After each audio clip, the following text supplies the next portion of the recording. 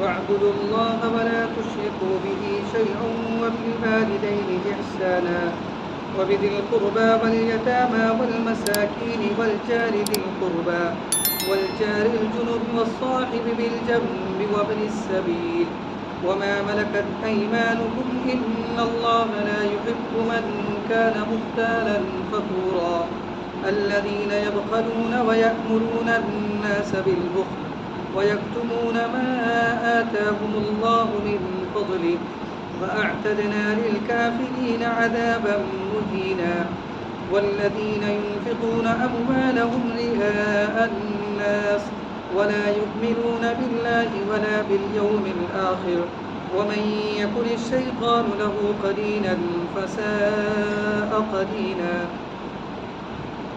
اور تم اللہ تعالیٰ کی عبادت اختیار کرو اور اس کے ساتھ کسی چیز کو شریک مت کرو اور والدین کے ساتھ اچھا معاملہ کرو اور رشتہ داروں کے ساتھ بھی اور یتیموں کے ساتھ بھی اور غریب غربا کے ساتھ بھی اور پاس پڑوس والے کے ساتھ بھی اور دور والے پڑوسی کے ساتھ بھی اور ہم مجلس کے ساتھ بھی اور راہگیر کے ساتھ بھی اور ان کے ساتھ بھی اچھا معاملہ کرو جو تمہارے مالکانہ قبضے میں ہیں۔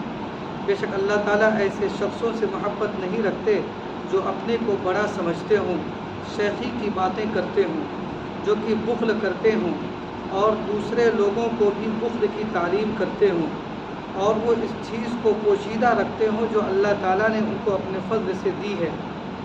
اور ہم نے ایسے ناسپاسوں کے لیے اہانت آمیز سزا تیار کر رکھی ہے۔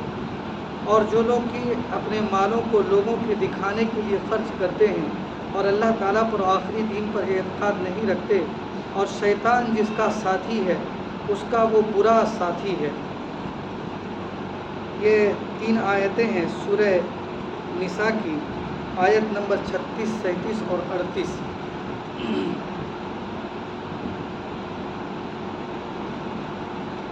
پہلی اس آیت کے اندر سب سے پہلے اللہ رب العزت نے توحید کی دعوت دی ہے، عبادت، اللہ کی عبادت کرو اور اس کے ساتھ کسی کو شریک مت ٹھہراؤ۔ اس کے بعد حقوق بیان کیے ہیں۔ اس ترتیب کا فائدہ یہ ہے، یہ بتلانے کے لیے کہ دراصل حقوق وہی ادا کر سکتا ہے جس کے پاس توحید ہے، جو اللہ سے ڈرتا ہے، وہی حقوق کو ادا کر سکتا ہے۔ اس لیے سب سے پہلے توحید اور اللہ سے ڈرنے اور اللہ کی عبادت کرنے کا حکم دیا گیا، تاکہ جس کے اندر ڈر ہوگا اللہ کا وہی جو ہے حقوق ادا کر سکے گا۔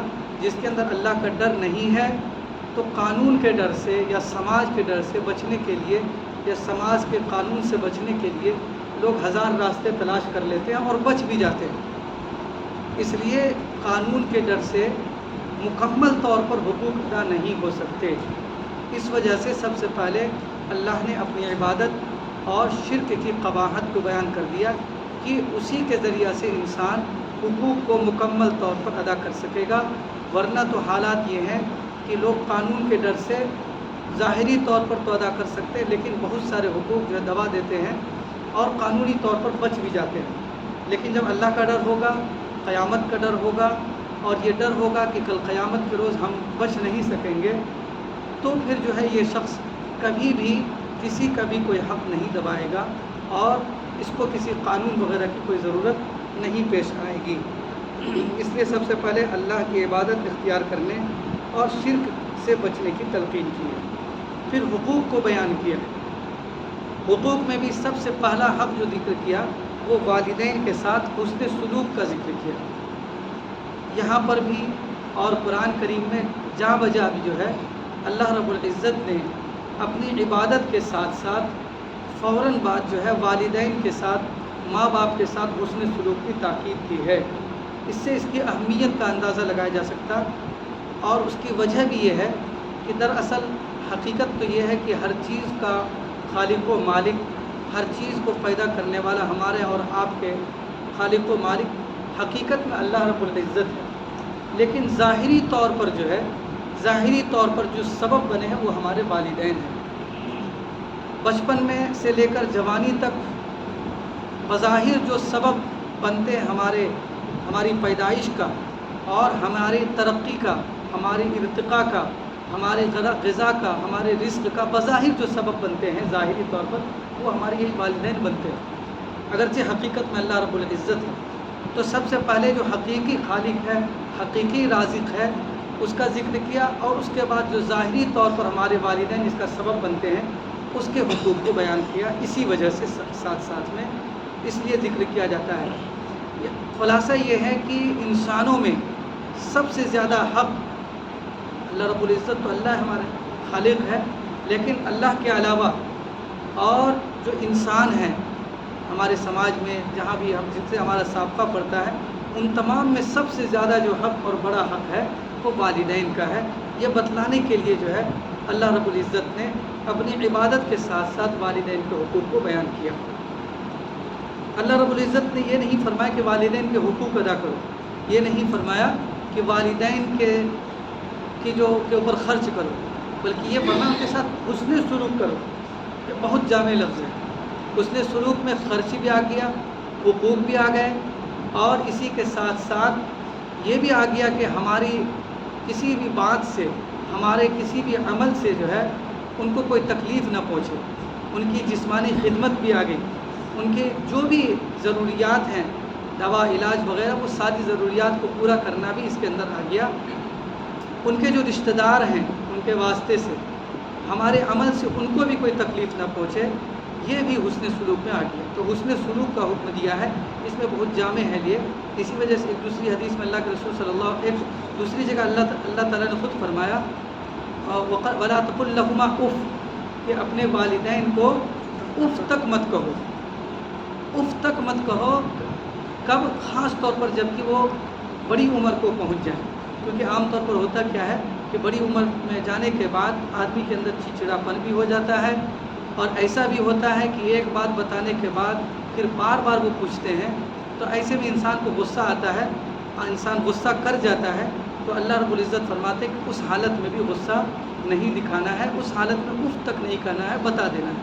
ٹھیک اسی طریقے سے جس طریقے سے کہ بچپنے میں تمہارے ساتھ انہوں نے اچھا برتاؤ کیا، اور چھوٹے تھے، بار بار ایک بات کو بتاتے تھے اور وہ اکتاتے نہیں تھے، اسی طریقے سے تمہیں بھی ان کی پرورش اور پرداخت کرنی چاہیے بڑھاپے کی عمر میں۔ بڑے فضائل ہیں، ہم اور آپ جانتے ہیں۔ اگر حقوق ادا کرتے ہیں تو بڑے ثواب ہیں، جنت ہے، ماں کے قدموں کے نیچے جنت رکھ دیا، باپ کو جنت کا دروازہ قرار دے دیا گیا، اور اگر نہیں کرتے ہیں تو اس پر سخت وعید بھی ہے۔ آپ نے وہ حدیث ابھی رمضان المبارک کا مہینہ گزرا، بار بار سنی کہ اللہ کے رسول صلی اللہ علیہ وسلم نے منبر پر چڑھتے ہوئے جب آمین کہی 3 سیڑھی پر، تو صحابہ کرام نے دریافت کیا، اللہ کے رسول نے فرمایا کہ ایک سیڑھی پر جب چڑھا تو اللہ کے رسول حضرت جبرائیل امین نے یہ بد دعا دی کہ ہلاک ہو وہ شخص جو کہ اپنے والدین کو بڑھاپے کی عمر میں پائے، یا ان میں سے کسی ایک کو، اور جنت نہ کما سکے۔ تو یہاں پر خدمت نہ کرنے اور جنت کے مستحق نہ بننے پر کتنی بڑی ہلاکت کی بات ہے۔ تو اگر کسی کے والدین اس عمر کے ہیں تو ان کو اس کو غنیمت سمجھنا چاہیے، اور اس کو غنیمت، یہ الگ بات ہے کہ آدمی جب والدین کا انتقال ہو جاتا ہے اس وقت آدمی پھر پچھتاتا ہے، اور اس وقت سوچتا ہے کہ کاش کہ میں والدین حیات سے رہتے تو ہم ان کے زیادہ سے زیادہ خدمت کر سکتے۔ اس لیے جن کے والدین حیات سے ان کو چاہیے کہ خوب سے خوب تر خدمت کریں، ان کو آسانی پیدا کرنے کے لیے راستے تلاش کریں۔ تو سب سے پہلا حق بیان فرمایا حقوق العباد میں والدین کا حق۔ دوسرا فرمایا اہل قرابت کریں، رشتہ داروں کے حقوق۔ رشتہ داروں کے حقوق کے بڑی فضائل آئے ہیں۔ اللہ کے رسول صلی اللہ علیہ وسلم کی جو خوبی اماں خدیجہ رضی اللہ تعالی عنہا نے تسلی دیتے ہوئے جب پہلی وحی نازل ہوئی تھی، بخاری شریف کی بالکل شروع کی روایت ہے، اماں خدیجہ نے جو وحی تسلی دی تھی وہ یہی کہہ کر دی تھی کہ پہلی وحی سے جو آپ پر گھبراہٹ تھی، اسی گھبراہٹ کو دور کرنے کے لیے فرمایا کہ اللہ تعالیٰ آپ کو ضائع نہیں کریں گے، کیونکہ آپ رشتہ داروں کے حقوق ادا کرتے ہیں، غریبوں کی امداد کرتے ہیں، اور بھی کئی چیزیں ہیں۔ تو یہ اللہ کے رسول صلی اللہ علیہ وسلم کا خاص وصف تھا، رشتہ داروں کے ساتھ اچھا سلوک کرنا، ان کی امداد کرنا، حتی الامکان ان کی پریشانی کو دور کرنے کے لیے کوششیں کرنا۔ اگر وہ دور ہونا چاہے تب بھی ہم اپنے کردار سے ان کو قریب کرنے کی کوشش کریں۔ یہ سب جو ہے بڑے فضائل والے کام ہیں۔ اور رشتہ داری کو جوڑنے کا بڑا اجر ہے اور توڑنے کا بڑا گناہ ہے. اور جوڑنے کی حقیقت خود اللہ کے رسول صلی اللہ علیہ وسلم نے ایک حدیث میں فرمائی کہ جوڑنے کی حقیقت یہ ہے کہ دوسرا توڑنا چاہ رہا ہے پھر بھی آپ جو ہے جوڑ رہے ہیں. دوسرا اگر اچھا صلہ کر رہا ہے, اچھا بدلہ کر رہا ہے آپ کے ساتھ, آپ بھی کر رہے ہیں تو بدلہ ہے, آپ کو ثواب تو ملے گا, کرنا ہی چاہیے. لیکن اصل جو ہے اس وقت اس کو دیکھا جائے گا, جوڑنا اس وقت دکھایا جائے گا جب کہ اگلا جو ہے توڑنے والا کام کر رہا ہے اور آپ جوڑ رہے ہیں. ہم اور آپ جو خطبہ سنتے ہیں اس میں اللہ تعالیٰ کی ایک آیت کی تلاوت بھی ہوتی ہے. ان اللہ یأمر بالعدل والاحسان وایتاء ذی القربى. اللہ رب العزت تمہیں حکم دیتے ہیں عدل انصاف کا اور حسن سلوک کا. ان اللہ یأمر بالعدل والاحسان وایتاء ذی القربى, اور رشتہ داروں کو دینے کا, ان کی جو بھی ضروریات ان کو پوری کرنے کا. یہ ہر جمعہ کو جو ہے خطبے میں یہ آیت پڑھی جاتی ہے. والیتامى, اور یتیموں کے ساتھ, یتیموں کی ساری بات جو ہے سورہ نساء کے بالکل شروع میں پوری تفصیل کے ساتھ خود اللہ رب العزت نے بیان فرمایا ہے. اس کا حاصل یہ ہے کہ جس طریقے سے اپنے رشتہ داروں کی دیکھ بھال کرتے ہیں, انسان کو چاہیے کہ وہ بچے جو بے سہارا ہیں ان کی بھی دیکھ بھال انسانوں کو کرنی چاہیے. ان کے حق تلفی کرنا تو بہت بڑا گناہ کا کام ہے, بہت بڑا. اور یتیموں کی ہم نے بھی دیکھا ہے, آپ حضرات نے بھی دیکھا ہوگا کہ جو ان کی ذرہ برابر حق تلفی کون کرے گا, ان کا حق تلفی چچا کرتا ہے, بڑا بھائی ہے تو وہ کرتا ہے. تو جو بھی حق تلفی کرتا ہے اللہ رب العزت اس دنیا میں بھی اس کو پنپنے نہیں دیتے کہ تو بھی دما لیں, لیکن کہیں نہ کہیں جا کے اٹکا دیتے ہیں. اس لیے یہ کچھ چیزیں ایسی ہیں جیسے والدین ہیں, والدین کے ساتھ کوئی جو برا سلوک کرتا ہے اس دنیا میں بھی اللہ رب العزت اس کو دکھا دیتے ہیں, اور اچھا سلوک کرتا ہے تو وہ بھی دکھا دیتے ہیں اللہ رب العزت, باقی آخرت کا اجر بہرحال ہے. اسی طریقے سے رشتہ داروں وغیرہ کا بھی, رشتہ داروں کے بارے میں ایک حدیث اللہ کے رسول نے فرمایا کہ جو شخص چاہتا ہے کہ اس کی عمر میں برکت ہو وہ رشتہ داروں کے ساتھ حسن سلوک کرے. تو بڑے دنیاوی فائدے بھی ہیں ان چیزوں کے. والمساکین, اور غریب غربا کے ساتھ بھی اچھا سلوک کرنا چاہیے. والجار ذی القربى والجار الجنب والصاحب بالجنب, اور پڑوسیوں کے ساتھ. یہاں پر اللہ رب العزت نے اہمیت کو بتانے کے لیے پڑوسیوں کی 3 قسمیں کی ہیں, اور تینوں قسم کے پڑوسیوں کے ساتھ حسن سلوک کا حکم دیا ہے. سب سے پہلا پڑوسی ہے الجار ذی القربى, وہ پڑوسی جس کی دیوار آپ کی دیوار سے ملی ہوئی ہے. دوسرے نمبر کا ایسے بہت ساری تفسیریں اس کی ذکر کی گئی, لیکن سب سے راجح تفسیر وہ یہی ہے جو ہم بتا رہے ہیں. اور الجار الجنوب, وہ پڑوسی جس کی دیوار تو آپ کی دیوار سے نہیں ملی ہے لیکن ایک ہی محلے میں رہتے ہیں. اور تیسرے درجے کا ہے والصاحب بالجنب, مجلس کا ساتھی, تھوڑی دیر کا پڑوسی.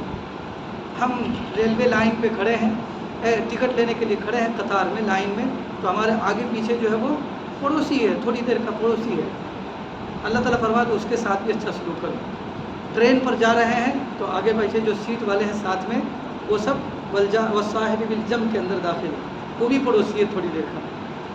ہوائی جہاز پر سفر کر رہے ہیں تو وہ جو تھوڑے دار کے ساتھ ہو گیا ہے سیٹ پر, بغل والی سیٹ پر ہے, وہ ہمارا پڑوسی ہے. اس کے ساتھ بھی حسن سلوک کرنا ہے. جہاں کہیں بھی تھوڑی دیر کا روم پارٹنر ہے, روم پارٹنر تو خیر اچھا اپنا پڑوسی ہو گیا, اور کہیں پر بھی ہم گئے ہیں تھوڑی دیر بیٹھے ہیں, مسجد میں ہم آتے ہیں ایک ساتھ بیٹھتے ہیں, وہ بھی پڑوسی ہمارا. وہ صاحب بالجنب, پڑوسی کا تیسری قسم. تو سب کے ساتھ حسن سلوک کرنا ہے. حسن سلوک سے کم درجہ یہ ہے کہ ہمارے کسی بھی عمل سے اس کو تکلیف نہ ہو. کھینی لگا کر جو ہے جھاڑتے جا رہے ہیں, بغل والے سیٹ پر بیٹھا ہے وہ بیچارہ چھینکتا جا رہا ہے. سگریٹ جلا کر, اگرچہ ٹرین میں یہ سب کرنا منع ہے, اور اسی طریقے سے کوئی بھی گاڑی پر پینا منع ہے, لیکن پھر بھی لوگ پیتے ہیں, اصول کی خلاف ورزی کرتے ہیں. تو وہاں پر کم سے کم اپنے پڑوسیوں کا خیال کریں. سگریٹ, بڑی یا اس طرح کی چیزیں اگر استعمال کریں تو باہر نکل کے کریں, کسی کو تکلیف نہ ہو.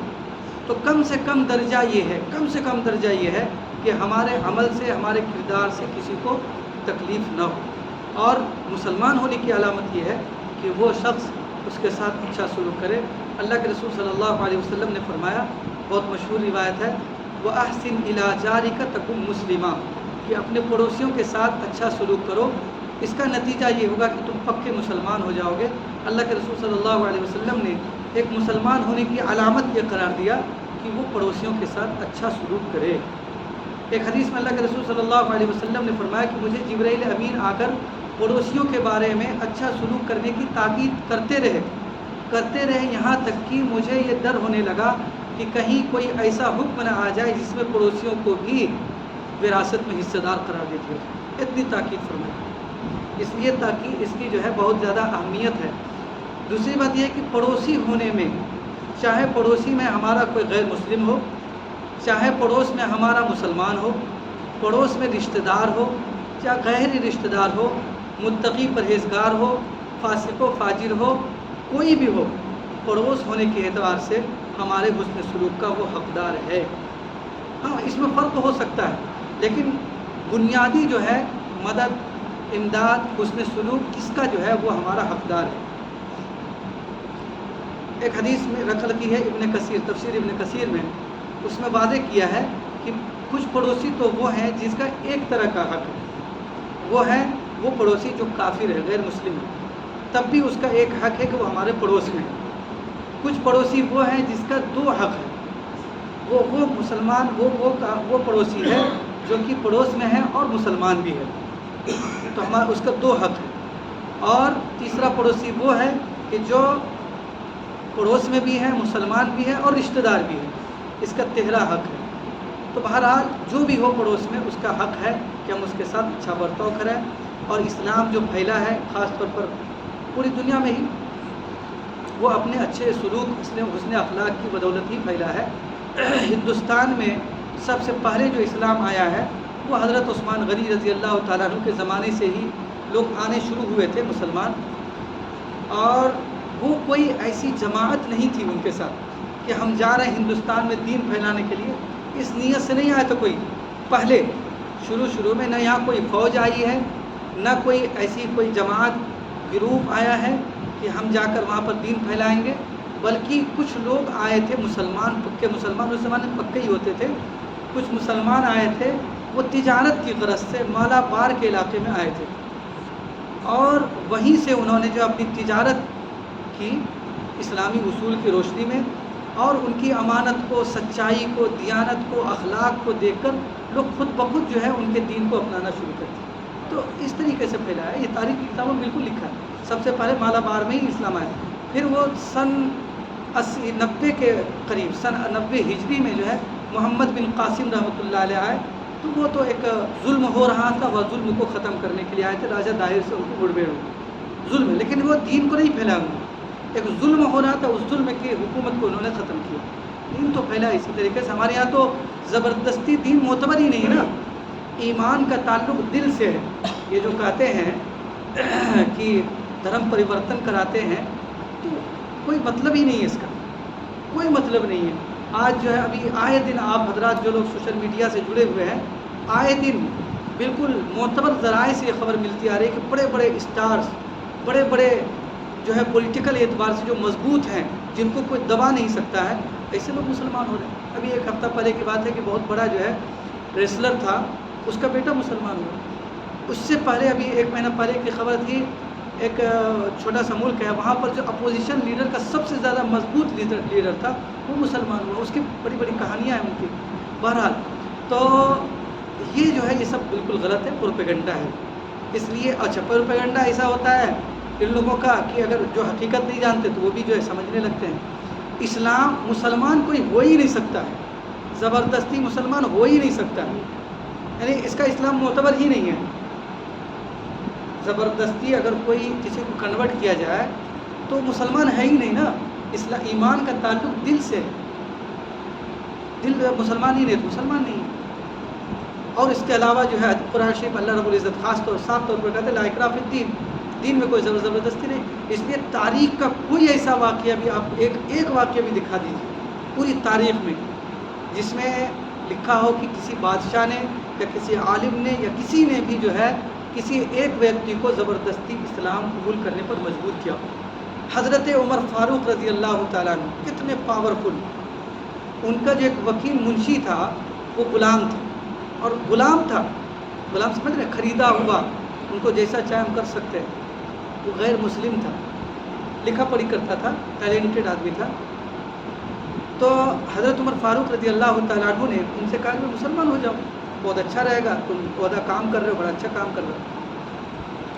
یہ تلقین کیا، زور نہیں دیا. مسلمان نہیں ہوا، کچھ نہیں کہا، یہاں تک ان کو آزاد کر دیا کہ جاؤ تم آزاد ہو. تو یہ تو 1 لاکھ نہیں، سینکڑوں ہزاروں واقعات ہیں. اس لیے وہ سب کوئی معنی نہیں رکھتا ہے.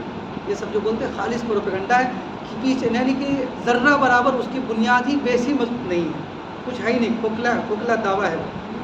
بہرحال تو یہ سب جو ہے مسلمانوں کے کام ہے جو کرنا چاہیے. وہ اپنی سبیل اور جو مسافر ہیں ان کے ساتھ بھی اس نے سلوک کرنا چاہیے.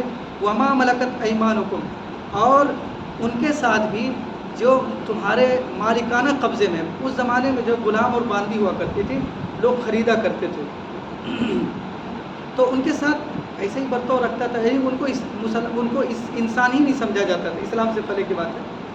اسلام آیا، دین آیا، اس نے کہا نہیں وہ تمہارے بھائی ہیں، جو تم کھاتے ہو وہی کھلاؤ، جو تم پیتے ہو، جو تم پہنتے ہو وہی پہناؤ، جس طرح تم رہتے ہو اس کو ان کو رہو. گھر کا ایک فرد ہو گیا. وہ شخص ہے جس کا کوئی نہیں دنیا میں، غلام کا کوئی نہیں ہوتا تھا، کوئی نہیں دنیا میں. اس کو تو کہیں لڑائی جنگ میں آتا تھا، آدمی قید ہو کے آ جاتا تھا، اس پر بھی کئی مرتبہ بیان ہو چکا ہے. تو اس کا کوئی نہیں ہوتا تھا. اس کو جو ہے ایک اجنبی گھر میں ایک اچھے خاندان میں بتا دیا کہ بھائی تم اس کے ایک فرد ہو گئے. اور مسلمانوں نے ایسا کیا اور اتنی سہولیات دی کہ بعد کے زمانے میں بڑے بڑے علماء اکرام بڑے بڑے حکومت کے عہدوں پر غلام فائز ہوئے. مملوکیوں کی حکومت رہی، مملوک کرتے غلام کو. مصر کے اندر، خود ہندوستان کے اندر وہ غلام جن کو آزاد کیا تھا ان کے آقا نے، کہ ان کو اس طریقے سے تعلیم و تربیت دی اور ٹیلنٹڈ بنایا ان کے آقاؤں نے، اسلام نے، مسلمانوں نے، کہ وہ ایک زمانے میں بڑے بڑے عالم بن گئے، بڑے بڑے حکومت کے عہدوں کو بھی فائز ہوئے. تو اسلام کا یہ خوبی ہے. بہرحال ہمارے زمانے میں وہ نہیں ہے، زمانہ ختم ہو گیا اس کا. لیکن نتیجہ کے طور پر ایک بات ہے کہ ہمارے زمانے میں نوکر ہوتے ہیں، ہمارے زمانے میں خادم ہوتے ہیں، ہمارے زمانے میں خادمانہ ہی ہوتی ہیں، نوکرانی ہوتی ہے. تو اسی نس سے سمجھ میں آتا ہے کہ ان کے ساتھ ہمیں اچھا برتاؤ کرنا چاہیے، وقت پر تنخواہ دے دینی چاہیے، بلا وجہ تنگ نہیں کرنا چاہیے، تنخواہ نہیں کاٹنی چاہیے، تھوڑی بہت ضروریات اس کو پوری کرنی چاہیے. گھر کی ضروریات ہیں اور بھی کوئی پریشانی ہے تو ان کو پریشانی کو حل کرنا چاہیے، ان کے ساتھ بھی اچھا سلوک کرنا چاہیے. ان اللہ لا يحب من كان مختالا فخورا، اور بے شک اللہ تعالیٰ ایسے لوگوں سے محبت نہیں کرتے ہیں جو کہ اپنے کو بڑا سمجھتے ہو، شیخی کی باتیں کرتے ہو. یعنی حقوق کو کون ادا نہیں کرتا؟ جو تکبر کرتے ہیں. تکبر ہی ہے نا، دیکھ لیں گے کیا کر لے گا. اسی لیے نا حق نہیں ادا کر رہے ہیں، کمزور سمجھ رہے ہیں، اپنے آپ کو بڑا سمجھ رہے ہیں، تبھی نا حق نہیں ادا کر رہے ہیں. ورنہ کوئی مضبوط آدمی ہے تو اس کا تو پہلے ہی حق دے دیجیے گا. تو اسی لیے اللہ تعالیٰ فرماتے ہیں کہ اصل یہ خاصہ جو ہے وہ تکبر کی علامت ہے کہ اگر ہم کسی کا حق نہیں ادا کر رہے ہیں، اگر ہم نوکر کا حق ادا نہیں کر رہے ہیں، ہم اپنے خادم کا حق ادا نہیں کر رہے ہیں، ہم رشتہ داروں کے حق ادا نہیں کر رہے ہیں، تو یہ تکبر کی علامت ہے. اللہ تعالیٰ فرماتے ہیں تکبر کرنے والے کو اللہ تعالیٰ محبوب نہیں رکھتے. حدیث میں اللہ کے رسول نے فرمایا کہ جس شخص کے دل میں رائی کے دانے کے برابر بھی تکبر ہوگا وہ جنت میں داخل نہیں ہو سکتا. تکبر تو بہت بڑی بیماری ہے. اسی تکبر نے ابلیس کو جو ہے راندہ درگاہ کر دیا، اور اسی تکبر سے سینکڑوں ہزاروں بیماریاں پیدا ہوتی ہیں. روحانی بیماریاں، جس طرح جسمانی بیماری ہوتی ہے نا، اسی طریقے سے روحانی بھی بیماریاں ہوتی ہیں. تو روحانی بیماریوں میں سمجھ لیجیے کینسر کی حیثیت رکھتا ہے تکبر. چند بڑی بڑی بیماریاں ہیں روحانی، ان میں کینسر کی حیثیت رکھتی ہے. اس کی وجہ سے انسان کا جو ہے دین تباہ ہو جاتا ہے. اس لیے تکبر سے انسان کو بچنا چاہیے، اور خود اس میں کسی کو کہنے کی بتانے کی ضرورت نہیں ہے. خود انسان کو اپنے دل میں ٹٹولتے رہنا چاہیے کہ کہیں ہمارے اوپر اندر تکبر تو نہیں آ گیا. انسان دوسرے کو دیکھتا ہے تو اس وقت آدمی دیکھے کہ ہم کس نگاہ سے دیکھ رہے ہیں، چھوٹے آدمی کو زیادہ گھٹیا تو نہیں سمجھ رہے ہیں، اس کو نگاہ میں رکھنا چاہیے. اللہ رب العزت کے نزدیک وہی شخص محبوب ہے جو تکبر نہ کرتا ہو. من تواضع للہ رفعہ اللہ، تکبر کا جو اپوزٹ ہے وہ تواضع ہے، انکساری ہے. اللہ تعالیٰ فرماتے ہیں جو تواضع کرتا ہے اس کو اللہ رب العزت اس کا درجہ بلند کر دیتا ہے. جو اوپر چڑھنا چاہتا ہے، تکبر کرنا چاہتا ہے، اللہ رب العزت اس کو دباتے ہیں، تباہ برباد کرتے ہیں. اور جو اپنے آپ کو نیچا دکھاتا ہے اور تواضع انکساری اختیار کرتا ہے، اللہ تعالیٰ فرماتے رفعہ اللہ، اللہ کے رسول فرماتے رفعہ اللہ، اس کو اللہ رب العزت بلند مقام عطا کرتے ہیں. تو تکبر جو کرتا وہی جو ہے حقوق ادا نہیں کرتا، فخورا اور شیخی بگاڑتا ہے، رنگ بازی چھانٹتا ہے، سمجھ رہے ہیں، بڑی بڑی بول رکھتا ہے، ایسے شخص کو جو ہے، ایسے شخص جو ہے عام طور پر حقوق ادا نہیں کرتا ہے۔ پھر ان کی جو ہے کچھ خصوصیتیں بیان کی ہیں۔ جو کون لوگ ہیں؟ وہ لوگ جو حقوق ادا نہیں کرتے، جو کہ بخل کرتے ہیں۔ یہاں پر بخل سے مراد، بخل جانتے کنجوسی، کنجوسی میں ایک چیز تو یہ ہے کہ مال میں کنجوسی کرنا، اور ایک ہے علم میں کنجوسی کرنا۔ مال میں کنجوسی کرے گا آدمی، والدین کا حق نہیں دے رہا ہے، خرچہ کرنا ہے نہیں کر رہا ہے، بیوی بچوں کا حق ہے اس پر نہیں کر رہا ہے، پڑوسیوں کا حق ہے اس پر نہیں کر رہا ہے، مسکین کا حق ہے اس پر نہیں کر رہا ہے، تو یہ جو ہے کنجوسی ہے۔ اسی طریقے سے اسی بخل کے اندر یہ بھی آ جاتا ہے کہ جہاں پر جو بات حق ہے، جو بات کہنی چاہیے اور مصلحت کا تقاضا بھی ہے کہنی چاہیے، وہاں پر حق بات کو چھپا لیا، مسئلے کو چھپا لیا، کوئی علم ہے دینی بات ہے اس کو چھپا لیا، تو یہ بھی جو ہے ایک طرح کا بخل ہے۔ یہ حضرت ابن عباس رضی اللہ تعالیٰ عنہ فرماتے ہیں کہ یہ دراصل یہودیوں کے بارے میں نازل ہے، لیکن مسلمان جو بھی ایسا کرے گا تو وہ اس میں داخل ہو جائے گا، جو کہ بخل بھی کرتے تھے، اور اللہ کے رسول سے متعلق جو بشارتیں توریت میں آئی ہوئی تھی ان کو بھی وہ لوگ چھپاتے تھے، اس وجہ سے یہ بھی بخل ہوا۔ تو اللہ تعالیٰ فرماتے ہیں کہ کون لوگ ہیں جو کہ بخل کرتے ہیں اور دوسروں کو بھی بخل کی تعلیم کرتے ہیں، اور وہ جس کو پوشیدہ رکھتے ہیں، یعنی چھپا لیتے ہیں علم کو، اللہ رب العزت نے جو علم دیا اس کو چھپا لیتے ہیں جو اللہ نے ان کو اپنے فضل سے دی ہے۔ اور ہم نے ایسے ناشکروں کے لیے بہت ہی اہانت آمیز، ذلت آمیز سزا تیار کر رکھی ہے۔